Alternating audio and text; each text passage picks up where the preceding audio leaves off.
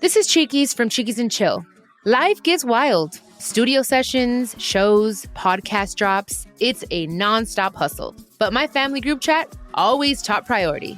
I'm Cheekies and I might be pulled in all directions, but with T-Mobile, I still feel right at home con los míos. Staying connected, showing love, and keeping up with what's happening is easier with T-Mobile Experience plans. I get unlimited calls, texts, and data between the US and Mexico, plus texting and data in 21 Latin American countries when traveling. And they lock in your rate for 5 years. Let's go. Stay connected to los tuyos by joining T-Mobile today. Visit T-Mobile.com/conectate. Call 1-800-T-Mobile or stop by a store to learn more. Exclusions like taxes and fees apply. Guarantee applies to monthly price of on-network talk, text, and 5G data for accounts activating on an Experience plan, not for extended international use. You must reside in the U.S. and primary usage must occur on our network. ¿Qué sucede cuando la genialidad y la locura bailan al borde del abismo? Cuando el talento más puro se consume en excesos, rebeldía y una profunda soledad. Y cuando todo esto además está acompañado de alcohol, drogas y, bueno, seguramente una muerte trágica o misteriosa. Bueno, ¿qué tal si hoy nos adentramos un poco en el universo literario que es tan oscuro que es brillante? Vamos a hablar de poetas malditos. El grupo Muy Importante presenta Cosas muy importantes con Daniela y Federico, volviendo después de atravesar una serie de aventuras que no le deseamos ni a los políticos. Bienvenidos a Cosas Muy Importantes. Episodio 162. La segunda vez que grabamos el episodio 162. El episodio 162 versión 1 era de otra cosa. Lo vamos a sacar otro día. Este es el episodio 162 versión 2 definitivo. Fue loco porque estábamos tratando de grabar el 162 parte 1.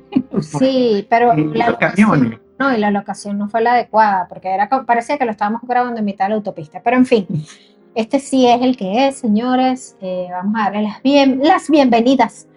Bienvenidos todos a nuestro episodio 162 de Cosas Muy Importantes, especialmente a nuestros mecenas en Patreon que están ahí calladitos, esperando que nosotros aparezcamos con contenido. Un gran saludo a Emanuel, que ha estado muy pendiente de la salud de Daniela. Ajá, tan lindo, Manuel. Un abrazo, Manuel. Y también a todos los otros mecenas en nuestro chat muy importante que también han estado preguntando por mí. Estoy mejor. ¿Y cómo es que dicen?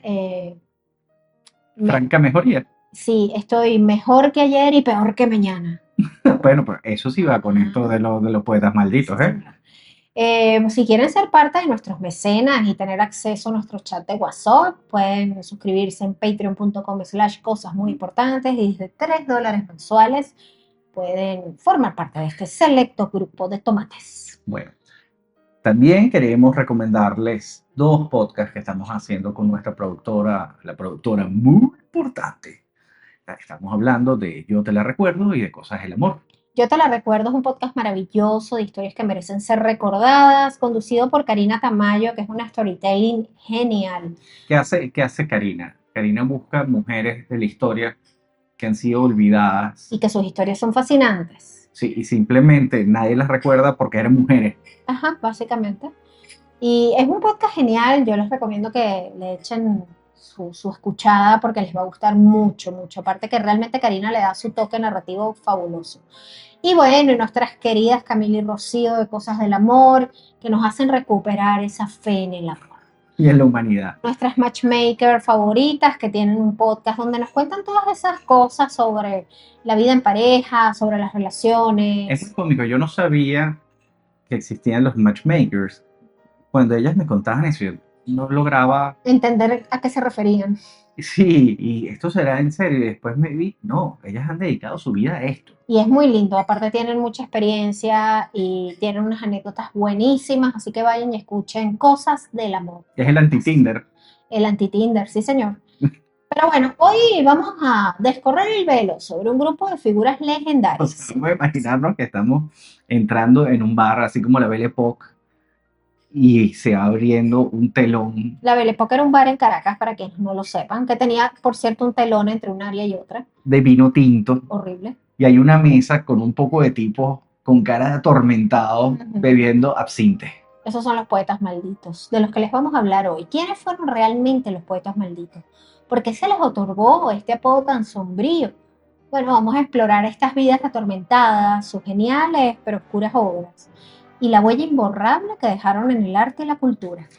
El concepto de poetas malditos fue acuñado y popularizado por Verlaine en su ensayo homónimo de 1884. Fíjense, en esta obra, Verlaine quiso homenajear y dar a conocer a un grupo de escritores que él consideraba geniales, pero completamente incomprendidos. Pues realmente eran los tipos raros que estaban en la esquina del Sí, barrio, siempre está el raro. que vivían al margen de la sociedad y cuyas vidas atormentadas se reflejaban en sus obras. Mira, estos eran artistas que no encajaban en su época. Esta gente rechazaba las normas sociales, buscaban la belleza en lo decadente, buscaban la verdad en lo perturbador. Y digamos que su obra era un reflejo de esa existencia marginal, a menudo marcada por la pobreza, por las drogas, por el alcohol, por una salud frágil, porque eso también es una cosa en común que tienen entre ellos. En esencia eran malditos porque su genio los condenaba a una vida fuera de las convenciones. De ahí viene este apodo de maldito. Ahora bien, ¿quiénes eran estos poetas malditos según Verlaine? Ajá. Tenemos a Charles Baudelaire, a quien Verlaine consideraba que era su padre espiritual. Uh-huh. Tenemos a Arthur Rimbaud, que era su amante y colega. Tenemos a Stéphane Mallarmé. Tenemos a Marceline Desbordes-Valmore, que era curiosamente la única mujer en esta lista que preparó el poeta, aunque menos conocida por la en esta vida bohemia extrema. Sí. Tenemos a Villiers-Isle-Adam, tenemos a Cuvier. También hay una segunda edición donde Verlaine añadió a Edgar Allan Poe, reconociendo esta influencia y esta vida trágica a pesar de no ser francés. Y digamos que a lo largo de los años se han ido incorporando otros nombres a esta lista que cumplen con este arquetipo, ¿no?, universal de lo que es ser el poeta maldito. Porque no estamos hablando en sí de una corriente, no, sino es una forma de ser. Sí, exacto. Es una mezcla de cosas, ¿no? Son personas que son muy atormentadas. Eso sucede muchísimo en la música. De hecho, el apodo de poeta maldito ha trascendido también al mundo de la música y hay ciertos artistas que son considerados unos poetas malditos. Jim Morrison, ¿tú crees? Jim Morrison quería ser un poeta maldito, eso es distinto. Él soñaba con ser un poeta maldito. Él era un seguidor del poeta maldito. Era demasiado guapo. Pero sí, era muy guapo, no entraba en la lista por guapo. Por eso que después engordó. Sí. Parecía así, sí entraba. Qué horror. Y después no entraba en los pantalones. Y después, como no entraba en los pantalones, dijo al diablo, ya no me importa la lista, no que por los pantalones. Me voy a morir. Bueno, después de todo este análisis sumamente banal acerca de los poetas malditos, decimos adiós. Gracias por su sintonía. No, pero es que fíjate, el apodo de poeta maldito después se puede traspolar incluso al mundo del arte en general. Vincent Van Gogh era un poeta maldito, si tú te pones a ver cuando ves el concepto. Ahora bien, para entender esto vamos a ver cuál es esa evolución de maldito, ¿no? Ese arquetipo universal del que les estábamos hablando. Con el tiempo, el término poeta maldito trascendió de esta lista original que tenía Verlaine y se convirtió en este arquetipo cultural, que es lo que les estábamos hablando. Hoy en día se aplica a cualquier artista, no solo a poetas que cumplen con ciertas características. ¿Cuáles serían estas características? Fíjate, lo primero es la genialidad y la originalidad. La obra de un artista maldito tiene que ser innovadora, profunda y a menudo adelantada a su tiempo. O sea, tiene que ser un tipo incomprendido. O sea, ¿qué diablos es lo que está haciendo? Claro. Y para mí esto es delicado porque la línea entre el mamarracho y el incomprendido es delgada. Muy delgada. Y yo tengo mi teoría, por ejemplo, con... Se me vino un poco de gente a la mente en este momento. No, el del graffiti. Banksy. No, pero eso es otro tema, eso vamos a lo para otro. Pero eso es un mamarracho, pero bueno. Sí, pero bueno.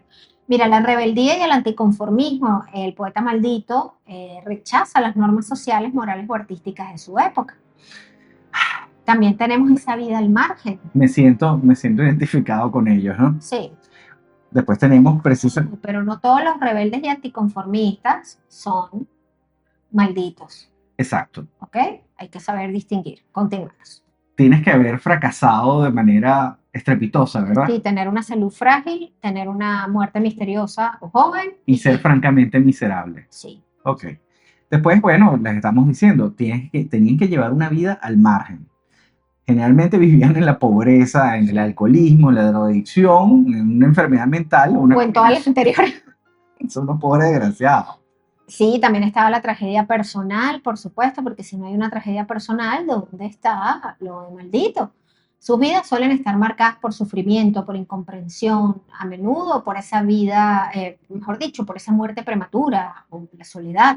Es curioso porque tú tienes a personas que tuvieron ese tipo de vida, pero sin embargo su obra no se refleja o sea, no se convirtieron en un artista maldito. Otra característica del poeta maldito es la influencia póstuma, fíjate. Por eso es que yo digo que Van Gogh entraría dentro de lo que es un poeta maldito. Jeff Buckley entra dentro de un Jeff poeta Buckley maldito. es un poeta maldito. Porque a menudo Los Ramones son unos poetas Los malditos. Ramones también son unos poetas malditos, porque a menudo no son reconocidos en vida y su obra gana más relevancia e influencia después de su muerte. Porque los pobres son tan malditos y desgraciados que no la pegan en vida. Sí, por supuesto. Entonces, usted cumple con estas características, no se preocupe, porque cuando se muera lo van a reconocer. Y es cuando dice, a mí qué me importa. Mensaje motivacional de cosas muy importantes. Fíjate, exacto, no te tiene por qué importar. Un poeta maldito no le importaba. Una desgracia, tienes mala salud, eres un inconforme, no te adaptas a las reglas, estás sumido en el alcohol, la pobreza o la drogadicción, no te preocupes. Llame Todavía está tiempo de ser un poeta maldito. Llame ya. Pero eso sí, te tienes que morir. El kit. Exacto. El kit de poeta El maldito. kit de poeta maldito. Por favor, coméntanos qué consideran ustedes que debe tener ese kit. Exacto, que lo digan los Ustedes oyentes. nos tienen que escribir qué debe ser y vamos a armar juntos el kit del poeta maldito. Y usted se lo manda de regalo a esa persona que usted dice, este pobre desgraciado. Qué chimbe.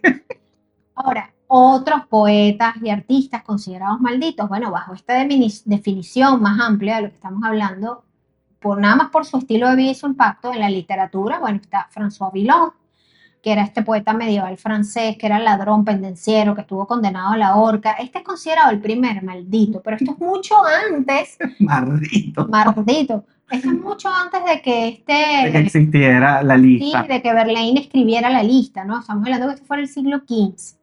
También está Lautréamont. Lautréamont, un poeta uruguayo-francés del siglo XIX, cuya vida fue un misterio y murió joven, como buen poeta maldito. Exacto. Ojo, yo diría que de los latinoamericanos, Horacio Quiroga era un poeta maldito, fíjense. Horacio Quiroga, total. Sin duda. Antonín Artaud, el poeta y dramaturgo. ¿Por qué nos hacían leer a Quiroga cuando éramos Porque chiquitos? es maravilloso. No, está bien, pero no era para niños. No, claro que no. El almohadón de plumas yo lo he leído como a los 8 o 9 años, Claro. que me marcó de por vida. Pero estaba dentro del programa. Sí, educativo, tenías que leer a Quiroga cuando eras pequeño. Exacto, y era horrible. Por eso es que los latinos somos como somos. Pero bueno, y después te hacían leer María para que sufriera. Dios, María sí De sufría. verdad, el que seleccionó los Ese libros que uno Jorge se tenía que... Isaacs. Sí, el que seleccionó los libros que uno se tenía que leer en la niñez, o sea, María era como un Candy Candy sin final feliz. sí, horrible. Cuando por fin regresa el hombre, se había muerto María.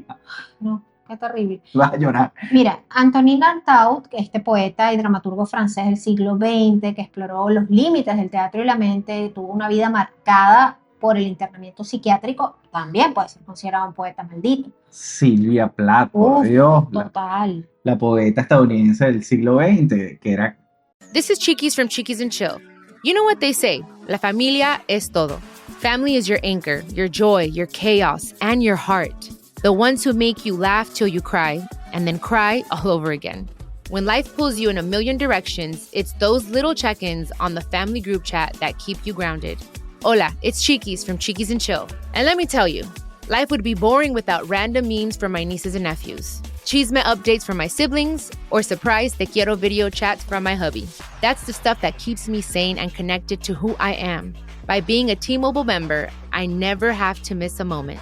Their experience plans give me unlimited calls, texts, and data between the US and Mexico, plus unlimited texting and data in 21 Latin American countries when traveling. So no matter where I go, I'm never far from home. No lo piensen más. Keep your familia close and join T-Mobile. Visit T-Mobile.com/conectate. Call 1-800-T-Mobile or stop by a store to learn more. Exclusions like taxes and fees apply. Guarantee applies to monthly price of on-network talk, text, and 5G data for accounts activating on an Experience plan. Not for extended international use. You must reside in the U.S. and primary usage must occur on our network.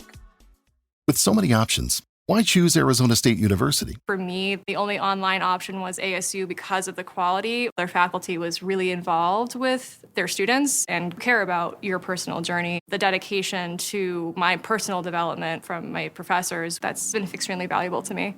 Earn your degree from the nation's most innovative university. Online. That's a degree better. Explore more than 350 plus undergraduate, graduate, and certificate programs at asuonline.asu.edu. Conocida por... Su depresión. Sí, porque Sí. básicamente todas sus obras rondaban eran sobre Yo su diría depresión. que Alejandra Pizarnik, la que fue gran amiga de Cortázar, también yo la metería en los sacos de los poetas malditos. Jack Kerouac, el famoso escritor de la generación Beat, el de On the Road, este escritor de la vida nómada, de exceso, que siempre estaba como buscando una libertad, una cosa que no existe. Jack no existe. Bueno, es poeta maldito. Y Van Gogh, Amy Winehouse, como te decía Jeff Buckley, el pintor neoyorquino que era amigo de Warhol y de Madonna, se murió de SIDA, Basquiat. Basquiat también pudiera ser considerado un poeta maldito. En fin, creo que luego de esta introducción Sí, esta introducción es más larga que el episodio. ya los pusimos en contexto de lo que es un poeta maldito. Ahora, Vamos con los principales. exacto, los que le dieron nombre a este asunto. Charles Baudelaire. ¿Mm? Estamos hablando del padre de la modernidad maldita. Me encanta el padre de la modernidad maldita. Ujú. Si hablamos de poetas malditos, hay que empezar por este señor. Sí, señor. Este es el que sentó las bases de esta maldición, tanto estética como vital. Fíjate, si queremos saber algunos detalles personales y curiosos de Charles Baudelaire, resulta que este señor era un dandy rebelde. O sea, un tipo con plata, Sí, rebelde. sí, él era un dandy parisino, amante del lujo, de la excentricidad. Este no estaba sin plata, no tenía problemas económicos, o mejor dicho, se los buscó. Su estilo de vida incluía el consumo de opio y hachís, que era una cosa muy común en la época. Él era miembro de un club que se llama el Club de Hachischins, es decir, los que viven Achichín. metiéndose hachís. Tenía una relación muy tormentosa con la que era su musa, que era Jeanne Duval, una actriz y bailarina de origen haitiano, conocida como la Venus Negra. Pero hay algo mucho más interesante en la vida de Baudelaire, que es todo el escándalo en torno a las flores del mal, que es esta gran obra maestra de Charles Baudelaire, este Sí. poemario que fue publicado en 1857. Esto fue un escándalo inmediato. 6 de sus poemas fueron censurados por obscenos e inmorales y además Baudelaire fue multado.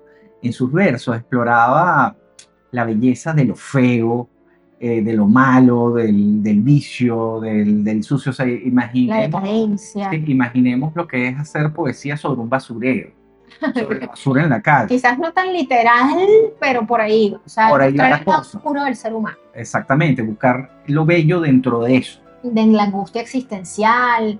Digamos que eso chocó mucho con los temas con los que venía la moral victoriana de la época. Pues. Así que aparte lo que mostrabas era más importante que lo que eras. Claro.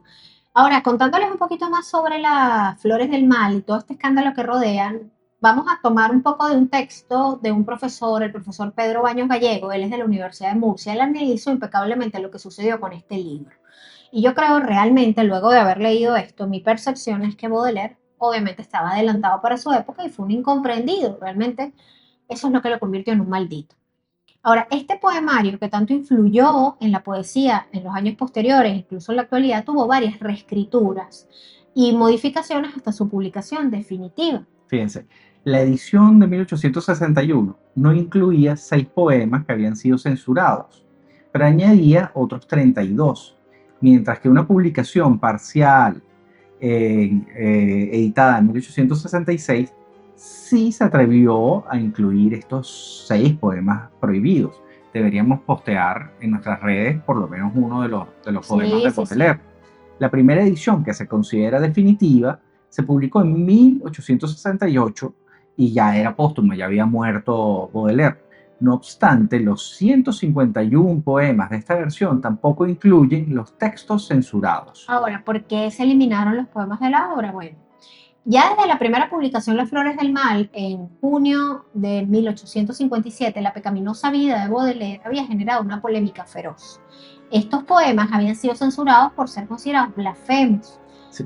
Apenas unos días después, en su edición del 5 de julio, el famoso periódico Le Figaro publicaba la siguiente crítica sobre Las Flores del Mal, y voy a citar: "Este libro es un hospital abierto a todas las demencias del alma, a todas las putrefacciones del corazón, incluso aunque fuera para curarlas, pero son incurables". Esta fue la reseña de Le Figaro unos días después de la publicación. Pero yo salgo corriendo a comprarlo. Obvio. Este es el mejor favor que le pudieron hacer. Es una maravilla. Pero fíjate, tras varias crónicas periodísticas que tachaban la obra de inmoral, el caso llegó a los juzgados en agosto de ese mismo año. O sea, todo esto pasó rapidito y Baudelaire fue condenado por un delito de ofensa a las buenas costumbres.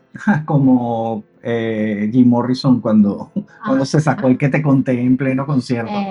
Exacto. Junto a la sanción económica de 300 francos. Eso era una bola de plata en ese entonces. Señor, el juzgado decidió prohibir los poemas. Estos son los que prohibieron: Las joyas, Leteo, otro que se llama a la que es demasiado alegre, otro que se llama Lesbos, otra que se llama Mujeres Malditas y Las Metamorfosis del Vampiro. Estos son en total los 6 poemas censurados de ese momento. Fíjense, no sería hasta 1949 cuando un tribunal francés, 1949, casi 100 años después, Sí. que un tribunal francés levantaría la prohibición de publicación de estos textos que habían sido censurados, argumentando que los poemas sujetos a la prevención no contienen términos obscenos o incluso groseros y no exceden en su forma expresiva las libertades permitidas al artista. Es decir, no violan la libertad de expresiones. Claro. Fíjense, uno de los pilares de estas denuncias es la imagen de la mujer que se presenta en Las Flores del Mal, porque aquí Baudelaire explora la figura femenina desde unas ópticas que, digamos que entraban en profundo desacuerdo con los estándares de la época. Aquí Baudelaire explora el lesbianismo, el sadismo, la prostitución, el erotismo explícito, y nada de esto tenía cabida en los censores católicos de la época. En Francia, los delitos catalogados como ofensa a la moral pública o ofensa a la moral religiosa seguían plenamente vigentes en el siglo XIX. Y esto obviamente nos indica el peso que el conjunto ideológico de la Iglesia poseía en el país. Por poner otro ejemplo, fíjense, la famosa obra Madame Bovary fue fuertemente atacada 5 meses antes que Las Flores del Mal por los mismos motivos. O sea, esto ya pasaba, pero Baudelaire era un provocador. Claro, recordemos que en la poesía estándar, por decirlo así, o clásica, la mujer era idealizada y divinizada, mientras que Baudelaire cambia, voltea la cara y te habla de la prostitución, de la femme fatale. La femme fatale, Sí. que son conceptos que son completamente reales y son realmente parte también de lo que es ser mujer. Claro. Si bien entre las fuentes de inspiración femeninas de Baudelaire estaban Marianne Dabrun, Madame Sabatier, Jeanne Duval, incluso su propia madre, también se encuentran figuras reverenciadas por su santidad y su bondad, ¿no? Entonces Baudelaire analiza en profundidad los aspectos más oscuros de su relación con algunas de estas mujeres. Ahora vamos con algunos ejemplos concretos. Ustedes dirán, escúchale, pero ¿qué fue lo que escribió Baudelaire que alarmó tanto a la sociedad francesa? Hay un poema que se llama Lesbos, en donde el autor explora a través de diversas imágenes un sadismo inherente a la condición femenina. Y voy con el poema. Obtienes tu perdón del eterno martirio, implacable. Obtienes tu perdón del eterno martirio, implacablemente infligido en los corazones ambiciosos, que aleja de nosotros la radiante sonrisa. This is Chiquis from Chiquis and Chill. You know what they say, la familia es todo. Family is your anchor, your joy, your chaos, and your heart. The ones who make you laugh till you cry, and then cry all over again. When life pulls you in a million directions, it's those little check-ins on the family group chat that keep you grounded. Hola, it's Chiquis from Chiquis and Chill. And let me tell you, life would be boring without random memes from my nieces and nephews, chisme updates from my siblings, or surprise te quiero video chats from my hubby. That's the stuff that keeps me sane and connected to who I am. By being a T-Mobile member, I never have to miss a moment. Their experience plans give me unlimited calls, texts, and data between the US and Mexico, plus unlimited texting and data in 21 Latin American countries when traveling. So no matter where I go, I'm never far from home. No lo piensen más. Keep your familia close and join T-Mobile. Visit T-Mobile.com/conectate. Call 1-800-T-Mobile or stop by a store to learn more. Exclusions like taxes and fees apply. Guarantee applies to monthly price of on-network talk, text, and 5G data for accounts activating on an experience plan, not for extended international use. You must reside in the U.S. and primary usage must occur on our network. Así como existe gente que crea sin parar, existe la imparable camioneta Ford Maverick que no deja de ganar. Top pick de Consumer Reports como la mejor camioneta pequeña y camioneta compacta número 1 según Motor Trend. Pero la camioneta Ford Maverick no está aquí para presumir. Está diseñada para quienes prefieren crear con sus propias manos y para los que necesitan una camioneta que los ayude a concretar ideas.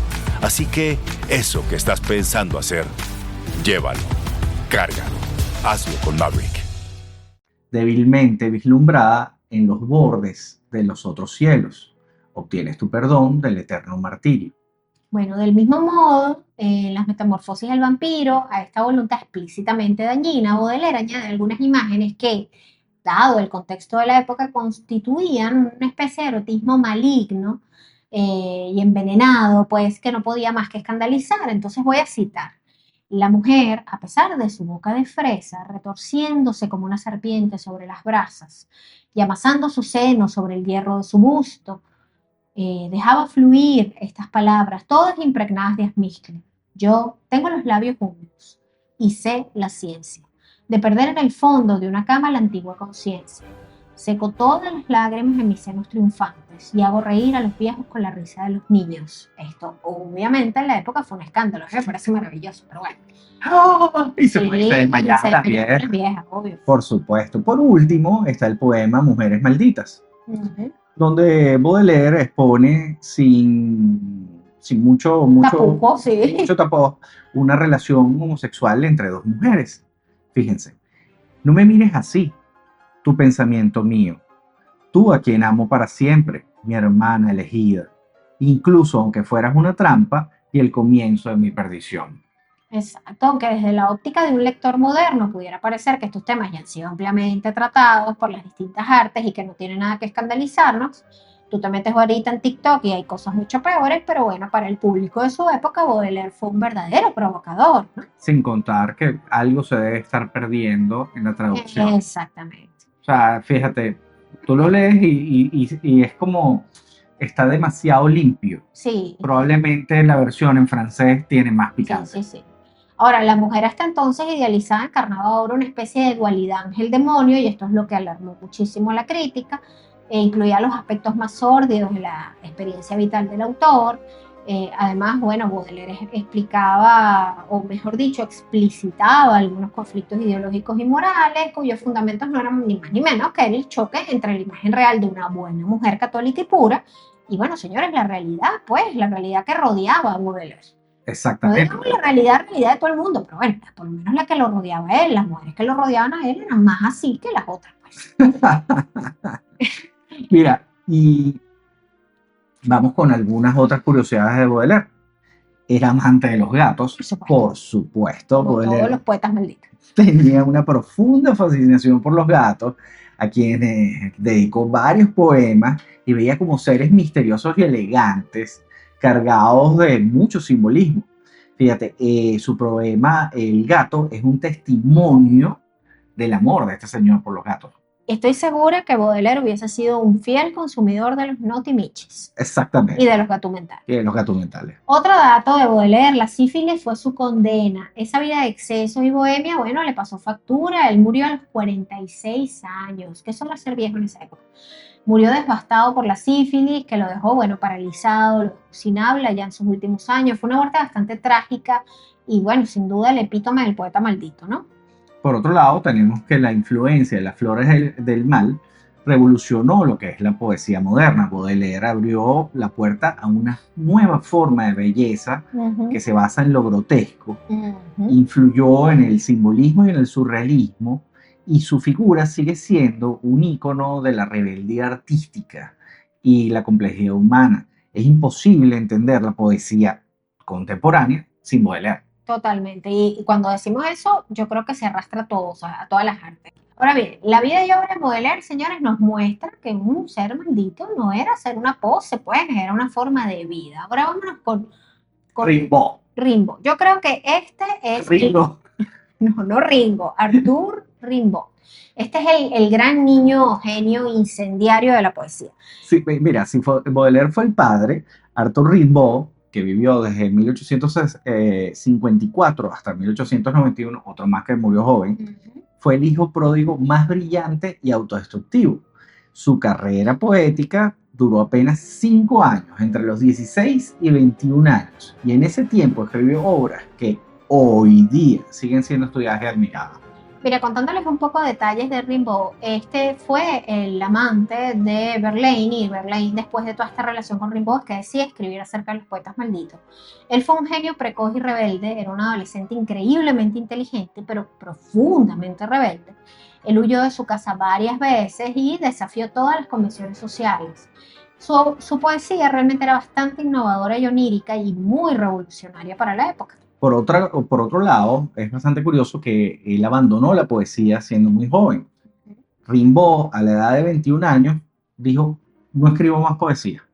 Y se metió en una vida de aventurero en la cual se fue a África, al Medio Oriente, trabajó como mercader, traficante de armas y explorador. Y nadie sabe por qué realmente él abandona la literatura, pero ese silencio es tan enigmático como él mismo.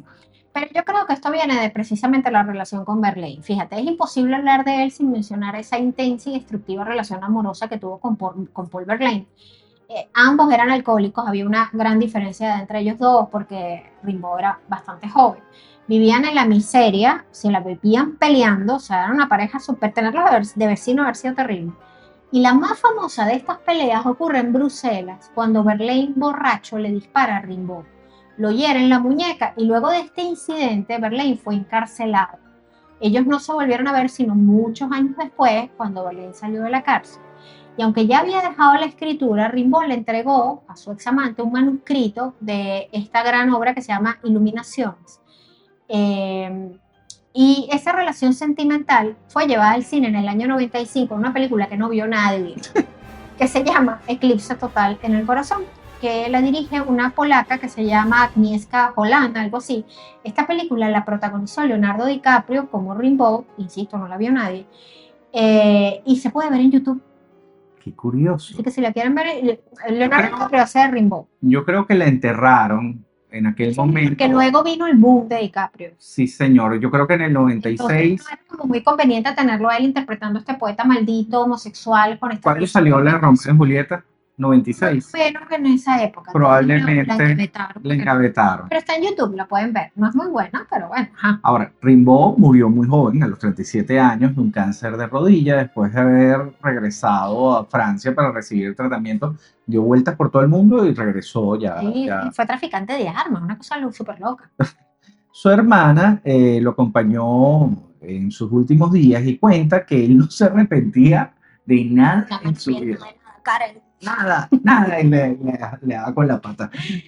Ahora bien, la influencia de Rimbaud, bueno, este es un ícono del surrealismo y la vanguardia. Busquen los poemas de Arthur Rimbaud porque son oro puro. Su concepto del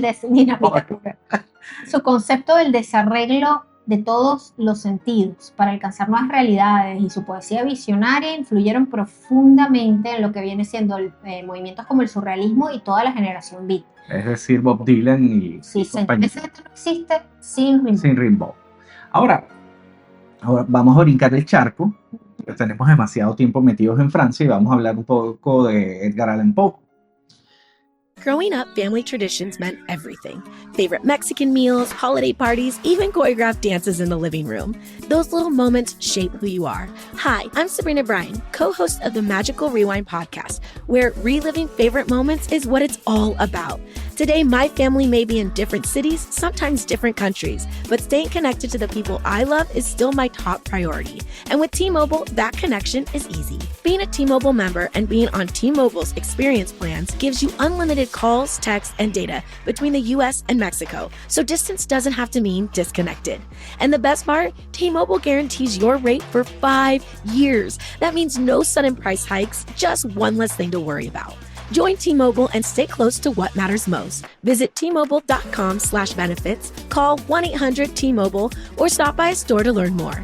Exclusions like taxes and fees apply. Guarantee applies to monthly price of an on-network text and 5G data for accounts activating on an experience plan.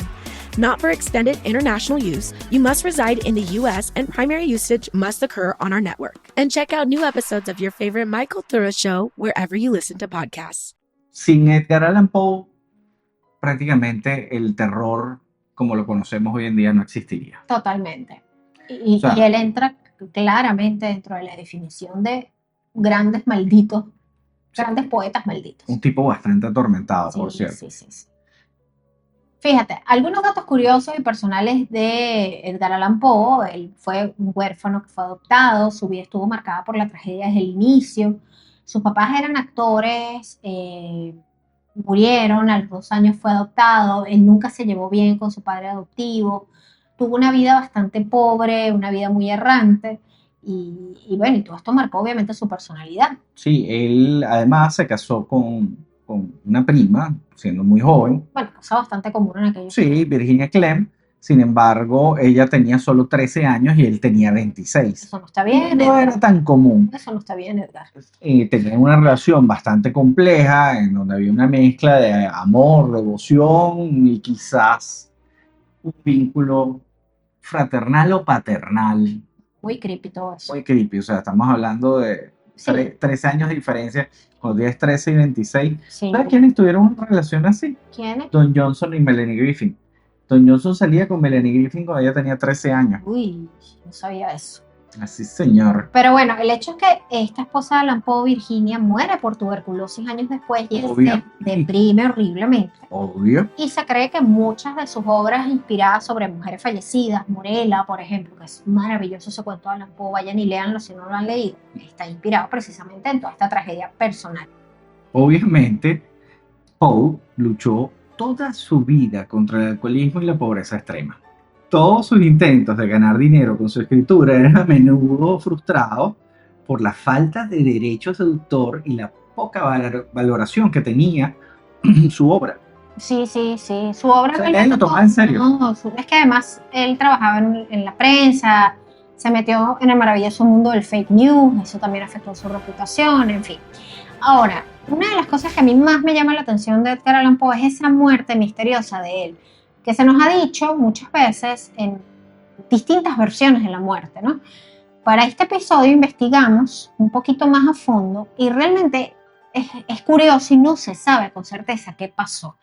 Ahora bien, él muere en unas circunstancias extrañas en Baltimore a los 40 años apenas. Él fue encontrado delirando en la calle, usando una ropa que no era suya, y él muere días después sin recuperar la conciencia lo suficiente como para explicar qué le había pasado. Entonces se ha especulado mucho. De hecho, en algún momento se llegó a decir que fue que él estaba de despedida de soltero y la fiesta se le fue de control. Pero esto va más allá, fíjate. Ahora, nos hacemos las siguientes preguntas. ¿Por qué el poeta llevaba ropa que no era suya? Porque estaba el escritor, que era de Nueva York, en Baltimore. ¿Y qué carrizo causó el delirio y las alucinaciones que precedieron a la muerte de él? Ahora vamos a ahondar un poquito. ¿Qué sabemos de la muerte de Edgar Allan Poe? Fíjense, los relatos sobre los últimos días de Edgar Allan Poe son bastante turbios. Obvio, es Edgar Allan Poe. El poeta había estado viviendo en Nueva York, se encontraba al final de un largo periodo de luchas personales y financieras. Obvio. Y a pesar de haber quebrado en 1842, volvía a carecer de plata. Su esposa Virginia se había muerto de tuberculosis en 1847, lo dejó viudo. Y digamos que durante el último año de su vida, su comportamiento se volvió cada vez más imprudente y paranoico. Su amigo John Sartain recordaría más tarde, en julio de 1849, que Poe apareció sin previo aviso muy pálido y demacrado y con una expresión salvaje en sus ojos. Hay montones de Sí, fotos de él. Él ilustraciones. siempre tenía esa misma cara, Exacto. evidentemente alucinando. Y Paul le contó que él estaba convencido de que alguien intentaba matarlo y le pidió a su amigo que le cortara el bigote para que evitar ser reconocido. O sea, Entonces el amigo dijo, nada, está paranoico, ¿sabes? Ahora, en otoño del 49, ese mismo año, las cosas parecieron mejorar un poco. Él recibió una importante suma de dinero de un proyecto nuevo para una revista. Se reavivó su relación con una antigua novia, que era Elmira Shelton, que era una viuda con una fortuna considerable. Entonces las cosas parecían mejorar. Exacto, pero como es un poeta maldito, la noche del 3 de octubre, Poe se presentó en el Governor's Hall, una taberna de Baltimore, que también servía de colegio electoral. No se sabe por qué estaba en Baltimore, pero el autor iba de Richmond a Nueva York y al parecer se paró ahí en Baltimore. Exacto. Sí, pero no saben realmente por qué. Fíjense, esta era la noche de elecciones y la taberna estaba abarrotada de gente, porque este era un centro electoral. Ahora, Joseph Evans Snodgrass recibió una nota en la que se le pedía que acudiera al Governor's Hall para ayudar a su amigo Edgar Allan Poe, que decía, citaba la nota, un caballero bastante desmejorado que parece estar en grandes apuros. Cuando Snodgrass llegó, se quedó como loco. Poe apenas estaba consciente, llevaba la ropa de otra persona y mostraba un aspecto, ¿sabes? Estaba pálido. No, y estaba como aturdido, estaba incoherente. Entonces se lo llevan al hospital. Ahí, Edgar Allan Poe sufre una serie de temblores, delirios, empieza a llamar una y otra vez a una persona no identificada llamada Reynolds, nadie sabe a quién llamaba. 3 días después murió en el Washington College Hospital, llegando en un momento dado a suplicar a su médico que acabara con él. El doctor citó el delirium tremens como causa de muerte, pero no se le hizo autopsia y no se conserva ningún certificado de defunción. Un periódico local citó la congestión cerebral como causa de muerte. A todas estas, Poe no era muy bueno con los tragos. No, tenía como una intolerancia al alcohol. Tenía intolerancia, al parecer, si tomaba un poco, ¿sabes? ¿Para qué me invitan si saben cómo me pongo? Se emborrachaba horrible, tenía mala bebida, pues. Entonces, muchos amigos y colaboradores de Poe supusieron que la bebida había influido en su muerte y en este comportamiento errático que tenía. Pero hay un detalle, los historiadores modernos han rebatido que las alucinaciones y otros comportamientos extraños de Poe durante los episodios de bebida puedan ser incompatibles con el alcoholismo, porque el poeta bebía pero pasaba largos periodos sin beber y resulta que para su muerte él era un abierto defensor de la temperancia y de la abstinencia. Él se había unido hacía muy poco antes de su muerte, que se llamaba la temperancia, que era como un Alcohólicos Anónimos de la época, y de hecho él daba hasta conferencias respecto a su sobriedad. Entonces hay unos historiadores y unos biógrafos que refutan esta teoría de que Edgar Allan Poe se había echado una pea. No, señor. Él al parecer no había bebido en esa ocasión para su muerte. Ahora, muchos historiadores creen que a este señor lo molieron a palo. ¿Por qué? Fíjate, hay una teoría que habla de que Edgar Allan Poe fue víctima de algo llamado cupping, una práctica en la que los operativos del partido secuestraban a un votante, lo obligaban a participar en un fraude electoral bajo nombres e identidades diferentes. Resulta que más de una década después de la muerte de Poe, su admirador William Hunt Bowen de Baltimore le dijo al biógrafo de Poe que había la creencia general que Poe fue capturado por una de estas bandas, Cooper, y que con licor y arrastrado a la fuerza, no sé qué, lo habían obligado a votar, una cosa súper loca, lo habían molido a palos y lo habían dejado a la deriva para morir. Claro, estamos hablando que si era un señor que no aceptaba mucho el alcohol y a lo mejor lo obligaron a beber grandes cantidades. Aparte, era un tipo que evidentemente no era una persona de estar cayéndose a golpes, no era un tipo violento, estamos hablando de un escritor desaliñado, qué sé yo, en su mundo, pues bueno, era como fácilmente capturable para una práctica como esta. Esto explicaría que porque tenía otra ropa. Claro, usaba la ropa de alguien que no era. ¿Será que lo hicieron votar 2 veces? Puede ser. O sea, lo hicieron botar, después le quitaron la ropa, le pusieron otra ropa y lo hicieron Y en botar el otra vez. medio lo hicieron beber y le cayeron a golpes. Bueno, el hecho es que el fraude electoral era rampante en Baltimore en esa época. Fíjate. Mira, qué curioso. También está la teoría de que Poe fue asaltado en algún momento de camino a Baltimore y que parte de todo su golpiza y toda esta cosa, pues bueno. O sea, el golpe en la cabeza a lo mejor es lo que esta gente hablaba como congestión cerebral. Claro, y que por eso Parece hablaba una incoherencias. confusión. Exactamente. Y se habla de que pudo haber sido intoxicado, no se sabe. Otra de las teorías abarca toda la gama de afecciones médicas como la rabia, la meningitis, el tumor cerebral. Ahora, la teoría del tumor cerebral se basa en el testimonio de un testigo según el cual Poe fue exhumado, supuestamente su cuerpo, y había una gran masa de tejido que se agitaba visiblemente dentro de su cráneo y fíjate que el cerebro es una de esas primeras partes del cuerpo que se descompone, entonces se cree que eso que se veía ahí era un tumor calcificado. Esta teoría también está, pero no convence mucho a la gente. Claro, una explicación más común es que los expertos se inclinan por la explicación de que probablemente fue la tuberculosis exacerbada por la exposición a los elementos la que terminó matando. Exactamente, a todas estas Claro, porque ¿y cómo explica eso la ropa?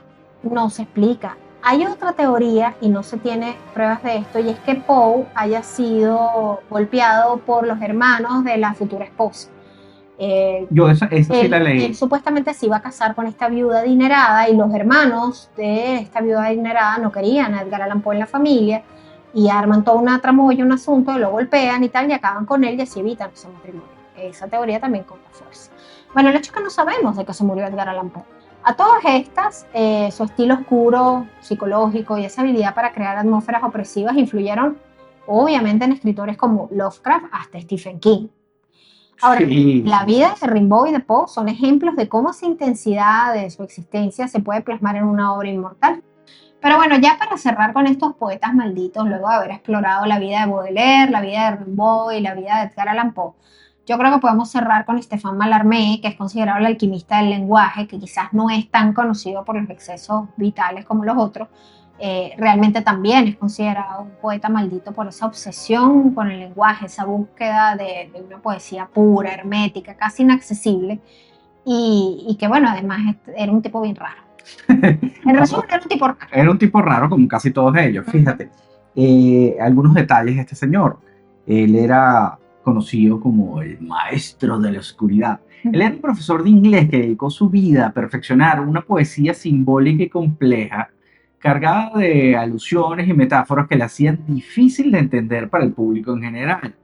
Su obra no buscaba ser comprendida fácilmente, sino tenías que trabajártela. Sí, señor, tenías que sentirla. En fin, era un poeta maldito.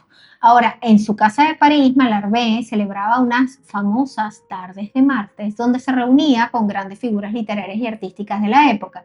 Y estas reuniones eran famosas por las discusiones filosóficas y literarias y sumamente intensas, donde Mallarmé solía leer sus poemas, que a menudo dejaba a la audiencia perpleja, pero yo creo que los dejaba perplejos porque nadie entendía nada. Su gran obsesión fue la creación de un libro. Le Livre. Le Livre. Así, Le Livre. En Todo en gran- mayúscula. con mayúscula. Que contuviera la esencia del universo.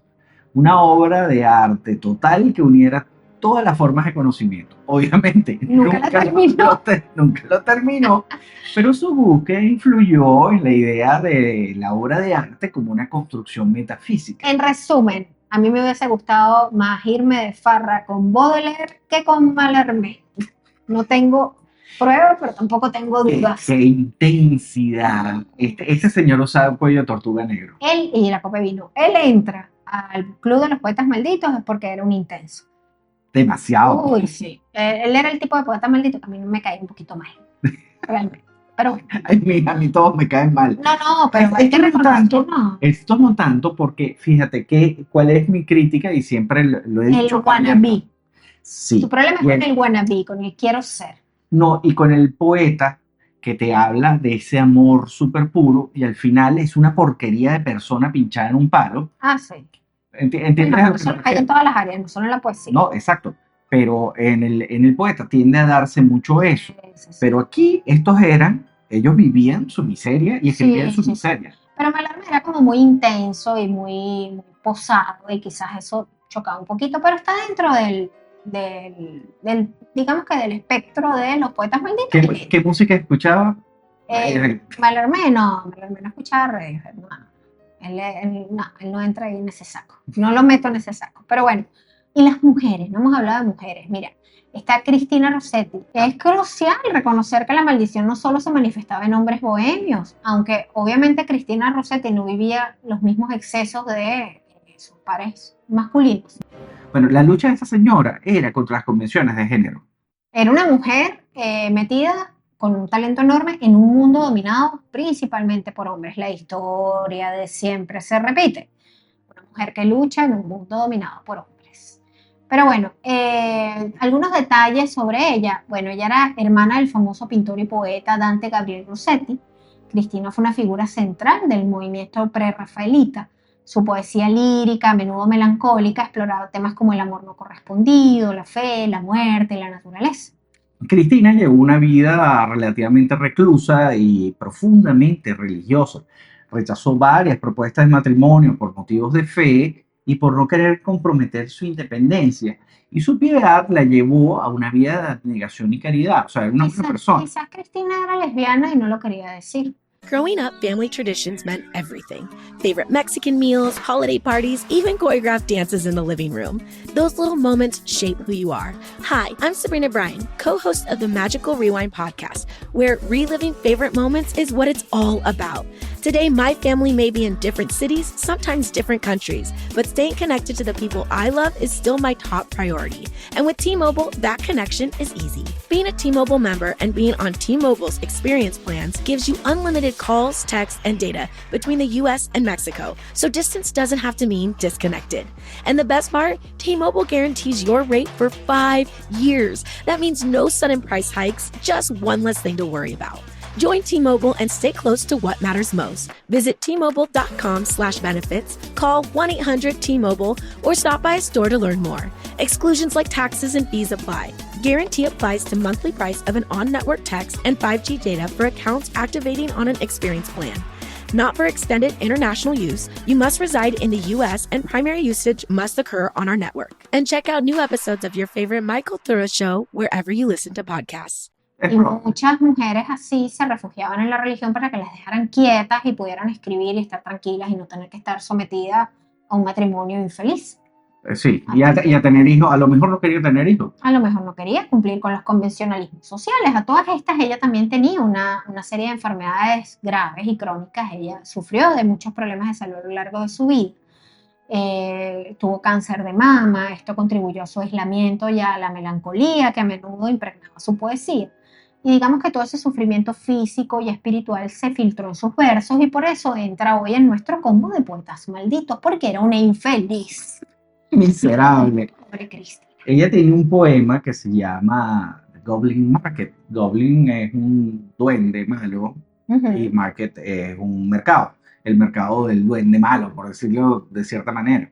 Esta es una de sus obras más famosas y es una oscura parábola sobre lo que es la tentación, la hermandad y la redención, lleno de una imaginería fantástica y erótica.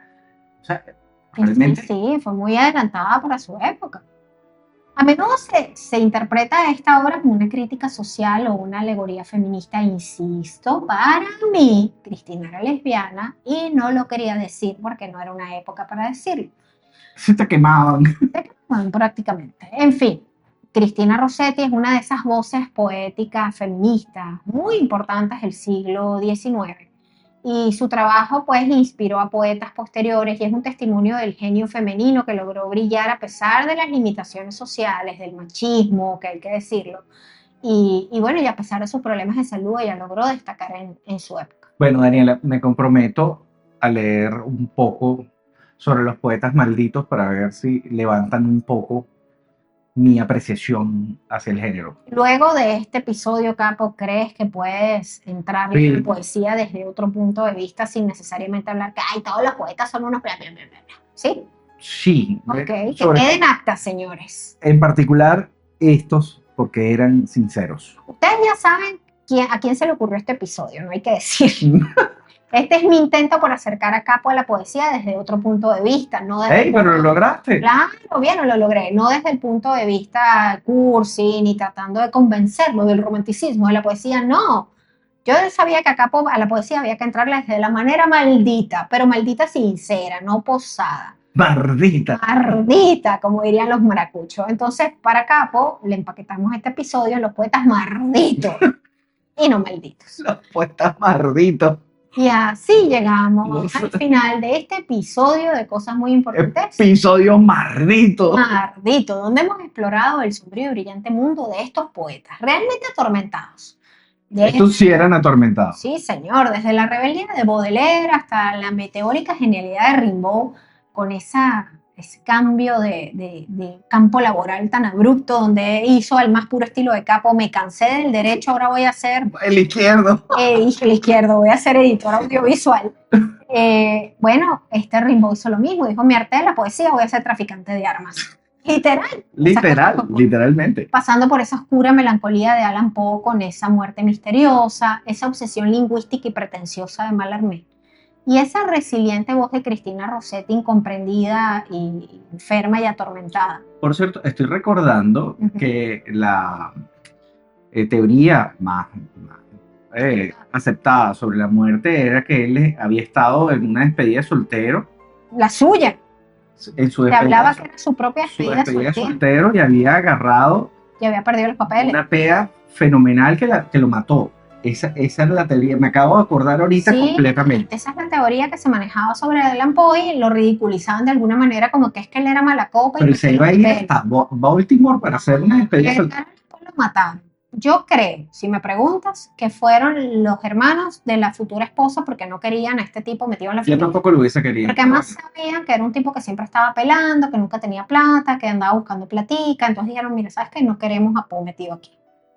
Estoy de acuerdo. Y por eso lo mataron. Y también estoy de acuerdo con ellos. No, me parece terrible. No, además también trataron de manchar su reputación por muchos años. Al final no sabemos cómo era Poe como persona. Insisto, hay que separar la obra del artista. Exacto. No sabremos de por qué se murió, pero se murió. Se murió. Se murió como un poeta. Lo desvivieron. Lo desvivieron de una manera misteriosa. Pero bueno, el hecho es que las vidas de estos genios estuvo marcada por el dolor y por los excesos, eso nadie lo puede negar.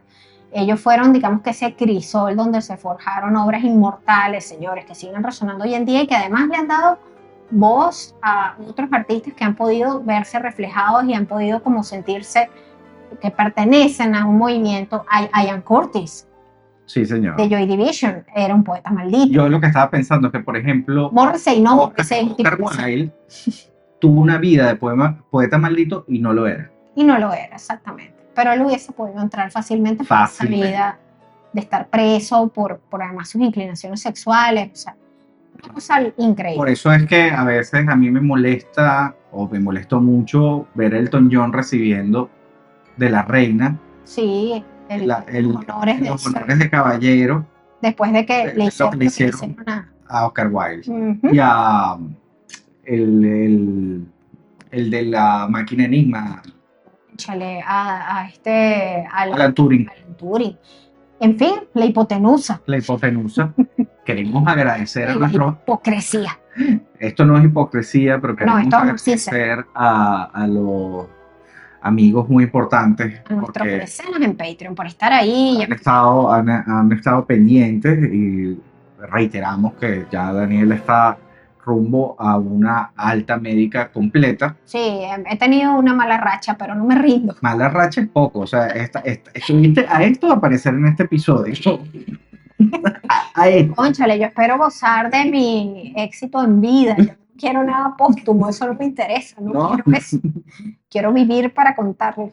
Pero bueno, el hecho es que hemos vuelto. Espero que con constancia, señores. Ahora, ¿cuál de ellos les parece a ustedes más maldito o fascinante? Bueno, compártanlo. ¿Cuál es maldito? ¿Cuál es más maldito de todos estos poetas? Compártanlo con nosotros, escríbanos a nuestras redes sociales, @cosas muy importantes. Recuerden que también estamos en la radio todos los miércoles por Kiss FM. Nos pueden escuchar desde cualquier parte del mundo. Sí, www.kyssfm.com. kysfm.com. Ah, no, Una sola es S. Una sola S. Una sola S. Ahí nos pueden escuchar todos los miércoles de 12 a 1 del mediodía. También pueden escucharnos y vernos a través de nuestro canal de YouTube. Vayan, suscríbanse, denos amor, que vamos a estar publicando más gatumentales y más cosas por ahí. Acabo de terminar Gatumentales El 2. nuevo episodio de Gatumentales viene con todo, habla de la peste negra y está demasiado divertido. Ahora vamos a darle las gracias también a nuestra querida Camila Napoletano, nuestro queridísimo Mateo Capoche en la asistencia de producción de cosas muy importantes. Y bueno, y vamos a que se suscriban, pues, métanse en Patreon. Suscríbanse al canal de YouTube. Suscríbanse al canal de YouTube, que eso es gratis, eso no les va a costar nada. Y vayan y escuchen a Karina Tamayo con Yo Te La Recuerdo y a nuestras queridísimas chicas de Cosas del Amor y nos comentan en @el grupo muy importante qué les parecen estos podcasts y si ustedes tienen algún proyecto, escríbanos porque tenemos una promoción de Starter Pack en este momento, así que si todavía estás pensando que el 2025 es tu año para lanzar tu podcast y no sabes por dónde empezar, ¿Quieres hablar chéchere y obligar a las personas a que te escuchen? y no sabes cómo hacer, porque dices hay mucho que hacer, bueno, nosotros te ayudamos, para eso estamos nosotros que tenemos más de 5 años de Tú te experiencia. encargas del chéchere y nosotros nos encargamos de lo serio. Nosotros te lo empaquetamos. Tú solo hablas tu chéchere y nosotros hacemos que ese chéchere quede bello y delicioso. bello. Así que escríbanos el grupo muy importante y nosotros los ayudamos. Bueno, nada, se acabó. Yo soy Daniela Ormazábal. Federico. Sobreviví. I'm still standing, como diría Elton John. Y con este tema los dejamos hasta el próximo episodio de Cosas Muy Importantes. Chao. El grupo muy importante presentó Cosas Muy Importantes con Daniela y Federico.